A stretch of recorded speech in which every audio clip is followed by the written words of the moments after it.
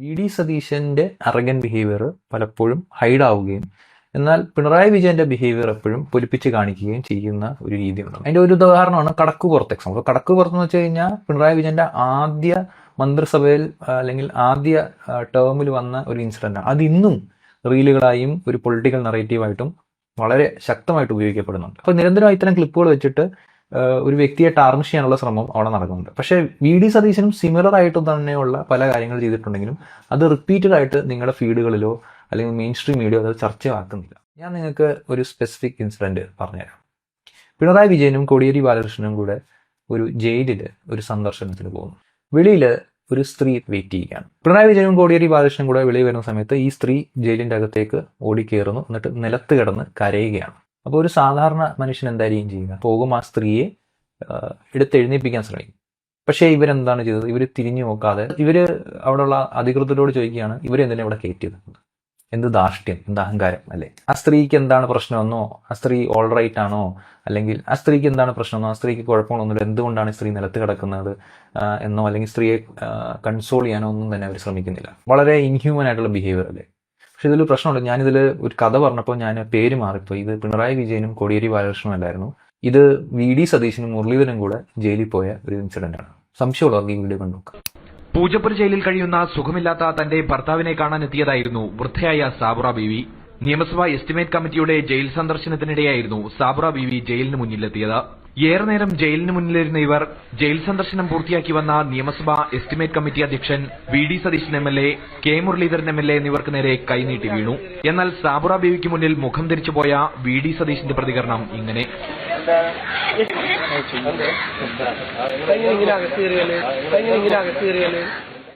സാബുറ ബീവിയോട് കാര്യമെന്തെന്ന് തിരക്കാനോ ഇവരെ എഴുന്നേൽപ്പിക്കാൻ സഹായിക്കാനോ തയ്യാറാകാതെ എം.എൽ.എമാർ ബസ്സിലും കാറിലുമായി മടങ്ങി.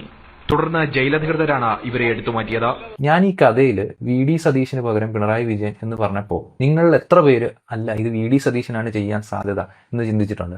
നിങ്ങൾ എത്ര പേർക്ക് ഈ ഇൻസിഡന്റ് ഓർമ്മയുണ്ടോ? ഇത് പിണറായി വിജയൻ അല്ല, ഇത് വി.ഡി. സതീശനാണ്. ഭൂരിപക്ഷം മനുഷ്യരുടെ മനസ്സിലും ഈ ഒരു ചിന്ത വന്നില്ല. പിണറായി വിജയൻ എന്തായാലും ഇത് ചെയ്യും എന്നുള്ള ചിന്തയായിരിക്കും മിക്ക ആളുകളുടെയും മനസ്സിൽ വന്നിട്ടുള്ളത്. എന്തുകൊണ്ടാണ് മിക്ക ആളുകളുടെയും മനസ്സിൽ അങ്ങനെ ഒരു ചിന്ത വരുന്നത്? ഇതൊരു ആക്സിഡന്റ് ആണോ അതോ ലക്കാണോ? ഇതിന്റെ ഉത്തരം ഇങ്ങനെയാണ് പബ്ലിക് നറേറ്റീവുകൾ സൃഷ്ടിക്കപ്പെടുന്നത്. പൊതുബോധ നിർമ്മാണം നടക്കുന്നത് ഇങ്ങനെയാണ്. ഇൻസിഡന്റ് സെയിം ആണ്, ബിഹേവിയർ സെയിം ആണ്, പക്ഷെ കഥാപാത്രം മാറുമ്പോൾ നമുക്കത് ഡൈജസ്റ്റ് ആവുകയും ഡൈജസ്റ്റ് ആവാതിരിക്കുകയും ചെയ്യുന്നു. നമുക്ക് അറിയാവുന്ന ഒരു കാര്യമാണ്, മീഡിയയിൽ വി.ഡി. സതീശന്റെ അറഗൻ ബിഹേവിയർ പലപ്പോഴും ഹൈഡ് ആവുകയും എന്നാൽ പിണറായി വിജയന്റെ ബിഹേവിയർ എപ്പോഴും പൊലിപ്പിച്ച് കാണിക്കുകയും ചെയ്യുന്ന ഒരു രീതിയുണ്ട്. അതിന്റെ ഒരു ഉദാഹരണമാണ് കടക്കുപുറത്ത് എക്സാമ്പിൾ. കടക്കുപുറത്ത് എന്ന് വെച്ച് കഴിഞ്ഞാൽ പിണറായി വിജയന്റെ ആദ്യ മന്ത്രിസഭയിൽ അല്ലെങ്കിൽ ആദ്യ ടേമിൽ വന്ന ഒരു ഇൻസിഡന്റ് ആണ്. അത് ഇന്നും റീലുകളായും ഒരു പൊളിറ്റിക്കൽ നറേറ്റീവായിട്ടും വളരെ ശക്തമായിട്ട് ഉപയോഗിക്കപ്പെടുന്നുണ്ട്. അപ്പോൾ നിരന്തരമായി ഇത്തരം ക്ലിപ്പുകൾ വെച്ചിട്ട് ഒരു വ്യക്തിയെ ടാർണിഷ് ചെയ്യാനുള്ള ശ്രമം അവിടെ നടക്കുന്നുണ്ട്. പക്ഷേ വി.ഡി. സതീശനും സിമിലർ ആയിട്ട് തന്നെയുള്ള പല കാര്യങ്ങൾ ചെയ്തിട്ടുണ്ടെങ്കിലും അത് റിപ്പീറ്റഡ് ആയിട്ട് നിങ്ങളുടെ ഫീഡുകളിലോ അല്ലെങ്കിൽ മെയിൻ സ്ട്രീം മീഡിയ അത് ചർച്ചയാക്കുന്നില്ല. അപ്പോൾ അതുകൊണ്ട് തന്നെ കുറേ നിഷ്പക്ഷരും പ്രോ കോൺഗ്രസ് ആയിട്ടുള്ള ഇൻഫ്ലുവൻസേഴ്സും ഇപ്പോൾ ഇടുന്നത് എങ്ങനെയാണെന്ന് വെച്ച് കഴിഞ്ഞാൽ, ഫൈനലി ചിരിക്കാൻ പറ്റുന്ന ഒരു പൂക്കി മുഖ്യമന്ത്രിയെ നമുക്ക് കിട്ടിയല്ലോ എന്ന് പറഞ്ഞ റീലുകൾ വൈറലാവാൻ തുടങ്ങി. ബട്ട് പിണറായി വിജയൻ എന്ന വ്യക്തി ചിരിക്കാത്തൊരു മനുഷ്യനാണ് അല്ലെങ്കിൽ ശാന്തമായി സംസാരിക്കാത്തൊരു മനുഷ്യനാണെന്ന് ഏതെങ്കിലും റീസണബിൾ വ്യക്തി ചിന്തിക്കുന്നുണ്ടോ? അത് മൈക്കിൽ എന്നോട് എപ്പോഴും ഇങ്ങനെയാണ്. പ്രധാനപ്പെട്ടൊരു പിണറായി വിജയൻ കഴിഞ്ഞ 10 വർഷത്തിനുള്ളിൽ ആയിരക്കണക്കിന് ഇന്ററാക്ഷൻസ് നടത്തിയിട്ടുണ്ട്. ഈ ആയിരക്കണക്കിനുള്ള ഇന്ററാക്ഷൻസിൽ എത്ര തവണ ഈ കടക്കുപുറത്ത് മോഡൽ തരത്തിലുള്ള ഇന്ററാക്ഷൻസ് ഉണ്ടായിട്ടുണ്ട്?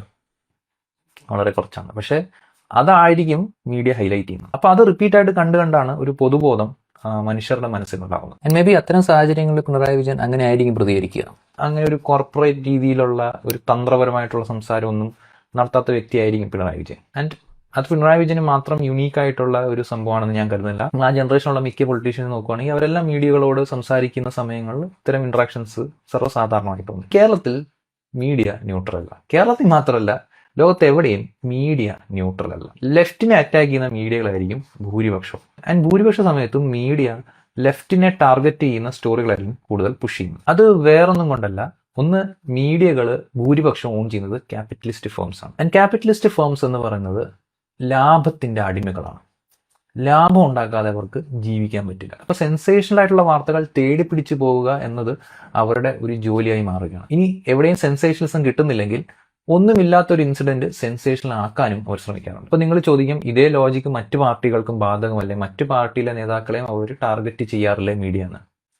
ചെയ്യാറുണ്ട്, പക്ഷേ അത് സെൻസേഷൻ ആണെങ്കിൽ മാത്രം. കാരണം നമുക്ക് താല്പര്യമില്ലാത്ത സെൻസേഷണൽ ന്യൂസ് ആണെന്ന് വിചാരിക്കുക, അത് നമ്മൾ കവർ ചെയ്തില്ലെങ്കിൽ നമ്മുടെ കോമ്പറ്റീറ്റർ അത് കവർ ചെയ്യുകയും അതുവഴി നമുക്ക് ഒരു സാമ്പത്തിക നഷ്ടം ഉണ്ടാവുകയും ചെയ്യും. അങ്ങനെ ഒരു സാഹചര്യം വരുമ്പോൾ ചിലപ്പോൾ അവർക്ക് മറ്റ് നേതാക്കളെയും ടാർഗറ്റ് ചെയ്യേണ്ടി വരാറുണ്ട്. പക്ഷേ പൊതു സ്വഭാവം എന്ന് പറയുന്നത് ലെഫ്റ്റിനെ കൂടുതൽ ടാർഗറ്റ് ചെയ്യുക എന്നതാണ്. ഇതിനകത്ത് രണ്ടാമതൊരു ഫാക്ടറുണ്ട്. നമ്മുടെ ഭൂരിപക്ഷം മീഡിയ എടുക്കുകയാണെങ്കിലും അതെല്ലാം തന്നെ ഓൺ ചെയ്യുന്നത് ആന്റി ലെഫ്റ്റ് ആയിട്ടുള്ള പൊളിറ്റിക്കൽ എൻറ്റിറ്റീസ് ആണ്. ഇപ്പം നിങ്ങൾ മീഡിയ വൺ എന്ന ചാനൽ എടുക്കുകയാണെങ്കിൽ ഈ കോൺഗ്രസിലെ VD സതീശൻ ഗ്രൂപ്പിനെ ന്യായീകരിക്കൽ എന്ന് പറയുന്ന ഒരു രൂപമായിട്ട് മീഡിയ വൺ പരിണമിച്ചിട്ടുണ്ട്. മനോരമ എന്ന് പറയുന്ന ഒരു മാധ്യമം നമ്മൾ എടുക്കുകയാണെങ്കിൽ കോൺഗ്രസിനകത്ത് തന്നെയുള്ള ചാണ്ടി ഗ്രൂപ്പിനെ ന്യായീകരിക്കുന്ന ഒരു മീഡിയ ആയിട്ട് മാറിയിട്ടുണ്ട്. ഏഷ്യാനെറ്റ് നമുക്ക് പണ്ടേ അറിയാം, നമ്മുടെ BJP സ്ഥാനാർത്ഥി രാജീവ് ചന്ദ്രശേഖറിന്റെ ഉടമസ്ഥതയിലുള്ള ചാനലാണ്. ആൻഡ് ഇങ്ങനെ തന്നെയാണ് ഭൂരിപക്ഷം മീഡിയ. വളരെ കുറച്ച് മീഡിയകൾ മാത്രമേ ഈ ലെഫ്റ്റിന് സപ്പോർട്ടായിട്ട് എന്തെങ്കിലും തരത്തിലുള്ള വാർത്തകൾ ഇറക്കുന്നു. അതുകൊണ്ട് തന്നെയാണ് പിണറായി വിജയന്റെ കടക്കു പുറത്തു പോലെ രീതിയിൽ ഈ VD സതീശന്റെ ഈ ക്ലിപ്പ് ഒരിക്കലും ഒരു ടോക്കിംഗ് പോയിന്റ് ആവാത്തത്. ധാർഷ്ട്യവും അഹങ്കാരവും എല്ലാം അവിടെ നമുക്ക് കാണാൻ പറ്റുന്നുണ്ടെങ്കിലും അതൊരിക്കലും ഒരു പൊതുബോധ നിർമ്മാണത്തിലേക്ക് കൺവേർട്ട് ആവത്തില്ല.